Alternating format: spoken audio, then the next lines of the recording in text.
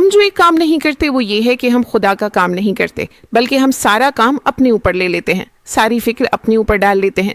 مقدس کتاب ایک بات کہتی ہے اور ہم دوسری بات کرتے ہیں۔ مقدس کتاب کہتی ہے کہ ساری فکر خدا پر ڈال دو۔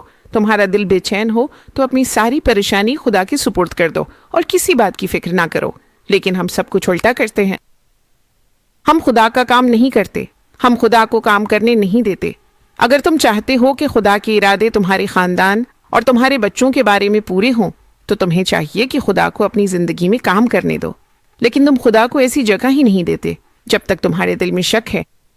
تم خدا کے کام نہیں دیکھو گے۔ مقدس کتاب میں ہر جگہ ایمان کی کمی پر ملامت کی گئی ہے۔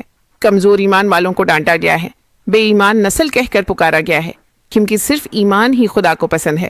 اس لیے آج تمہیں چاہیے کہ خدا کو اجازت دو کام کرنے کے لیے۔ تمہیں دعا کرنی چاہیے۔ جب تم اپنا بوجھ خدا کے حوالے کر دو تو پھر تمہیں مزید فکر نہیں کرنی چاہیے۔ اب تمہیں اور فکر کرنے کی کیا ضرورت ہے؟ خدا میں آرام کرو، خدا پر بھروسہ کرو۔ ہمیشہ رونا، ہمیشہ فکر کرنا، ہمیشہ بے چینی، ہمیشہ بوجھ، ہمیشہ سر پکڑنا، دل کی دھڑکن تیز ہونا، گھبراہٹ، یہ سب خدا کے بچوں کے لیے مناسب نہیں ہے۔ یہ چیزیں خدا کو جلال نہیں دیتی۔ اس لیے فکر کو مکمل طور پر چھوڑ دینا چاہیے۔ یعنی تم یہ نہ سمجھو کہ سب کچھ تم ہی کر سکتے ہو۔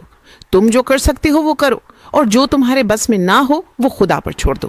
تم اپنے بچوں کے لیے جو کر سکتے ہو کرو، اپنے خاندان کے لیے جو کر سکتے ہو کرو، خدمت میں جو کچھ تم سے ہو سکے وہ کرو، لیکن جو کچھ تم نہیں کر سکتے وہ خدا کرے گا۔ ہاللیلویا۔